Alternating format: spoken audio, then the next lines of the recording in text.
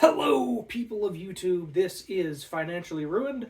I'm your host, Steve Gray. Today we're going to be talking about, do you need a credit card? This is not a credit card, but it's about the size of a credit card. It's a string action gauge for guitars and basses, if you're curious. Guitars, basses back there. And the answer is, it depends if you need a credit card. So a credit card is primarily good for building up your credit if you need a loan. Typically, those loans are going to be for either a house or a car. Those are the two big ones that you need to have a decent credit score to get, typically. And without credit, you will not be getting those loans. And if you have no debt and everything's paid off, you're in a perfect world, we'll say, you have no other debt, your car's paid off, student loans paid off, other loans are paid off, and you're looking to buy a house or maybe a newer vehicle, and you have nothing on your credit history, there's a good chance they won't give you a loan. I mean, they might, because, you can always show them a pay stub, what you have in your bank account. Like it was back in the old day, you just showed them a pay stub. Hey, look, this is what I make every week or every 2 weeks, if you're weekly or bi-weekly, and this is how much money I have in my savings account, checkings account, whatever, stocks, bonds, whatever you have. That's how it used to work. And credit scores didn't exist, but unfortunately they do. If you are an older person, let's assume you are near the retirement age, if you will, of 65, and your house is 100% paid off, you have no student loans, your car is paid off. Do you really need a credit card? No. The only way you would need a credit card is if you're trying to get some cash back or miles, something along those lines. A lot of credit cards, which is nice, is they do offer incentives where, like the one I recently opened, my first credit card, 1.5% cash back, which is nice. I don't know, I guess not super recently, but nice little incentive on everything. There's no fees with it. There's no annual fee. Some credit cards do have an annual fee, but if you're flying all over the place, maybe that $150, $200 fee might not be that bad because you're building up a whole bunch of miles, and maybe you'll get a couple of free flights in the process. So those are factors to bring in too. But if you have no debt, everything's paid off, you don't really need one. You don't really need a credit card, as I said, unless you're trying to jump in on those, cash back or miles or whatever other random incentives they have. Because the way credit companies work is they assume you are not going to pay it back on time and you are going to owe them 20 to 30% interest. So that's going to hurt a lot. So let's say you're just, okay, don't have the money for rent this month. Go on the credit card. Next month, same problem. Oh, guess what? Now that $1,000 you needed for rent last month, you still don't have it. Now you get to pay 30%. Now you owe $1,300 to the credit card company as opposed to just $1,000 to your landlord. So that is the bad side. That is the negative side. The main thing I'm going to say with any credit card is pay it off before you hit interest. If you can have a credit card, it's building your credit, and you are consistently paying it off before it hits your interest, then by all means get a credit card. If you cannot do that, do not get a credit card. You just don't. If you cannot pay it off before the interest hits, you're just going to keep wasting money because you're going to keep doing it over and over and over again. And the interest is going to get ridiculous. And the next thing you know, you had $1,000 thing you had to pay for, and now you owe the credit card company $5,000 because it just keeps building up month after month after month after month, year after year after year. And that's how you get where like the average American has like $12,000 in credit card debt. You don't want to be there. No. If you are currently paying off a student loan, that goes on your credit score. So don't get a credit card. There's no reason to. You're paying off your student loans on time. It does affect your credit, and as long as you're doing it on time and you're not delinquent, it won't affect it negatively. So that way you can go get a car or go get a house.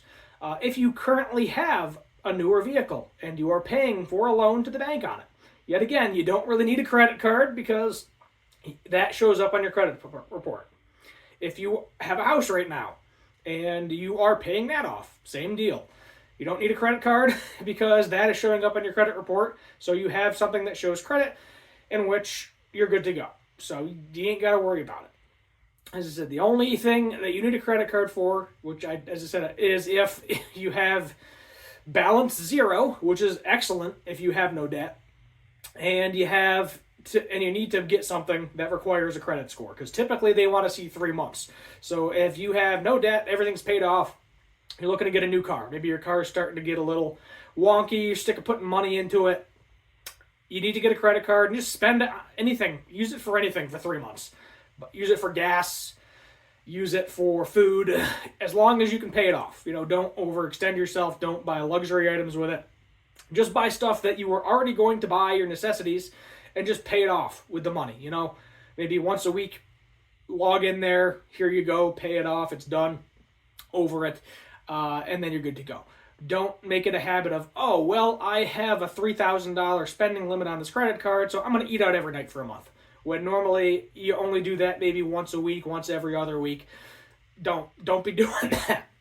Leave it at home. You can always just put it in places that are inconvenient for you to get it. And then maybe, okay, I'm going to go buy groceries for the week. Let me get out the credit card because I was going to spend the cash I already had on anyway, so I might as well put it on a credit card. Things along those lines. And then you get the cash back as well.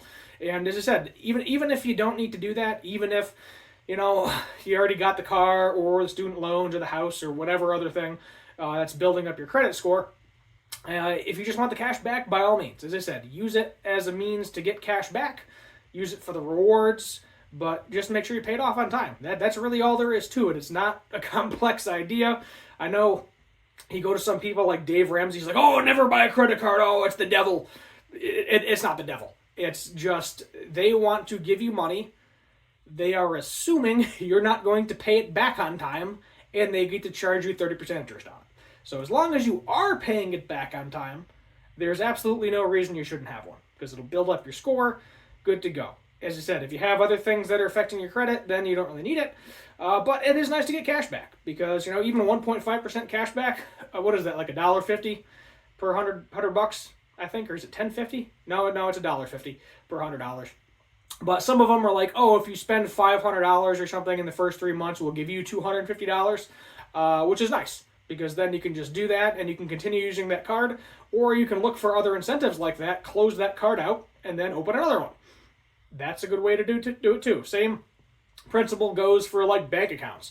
Some bank accounts, if you do direct deposit with them, you open a savings and checking account with them, and you do direct deposit and you're with them for so long, they'll give you like $1,000. And there's nothing wrong with bouncing around bank accounts either and changing your direct deposit. Yes, it's paperwork at your job and it's a pain in the butt. You got to fill stuff out. The biggest downside to that is that your information is out there more. The more credit cards you apply to, the more your information is out there, like your social security number, name, address, date of birth, things along those lines that you really don't want other people getting. And that is the main downside to constantly applying for new credit cards. But if it's the same company, just like zigzag between two or something, go back and forth. So there it is. There you have it. Do you really need a credit card? The answer is kind of. I think the majority of people, I would say, yes, you need a credit card. Spending limits, maybe try to limit the card, the credit limit, $500, because I feel like that's shouldn't be enough to get the majority of people in trouble. It'll get some people in trouble, but I think the lower your credit limit, the higher the chance that you have the money to pay the thing off. So there it is. There you have it. Subscribe if you're new here. Like, share, turn on the notification bell. That helps too. Let me know what you want to see for future, finance-related videos. Probably I'm going to do one on hobbies, I think, at some point. Maybe that'll be next week, if I remember it. But until next time, thank you for watching, and as always, have a good one.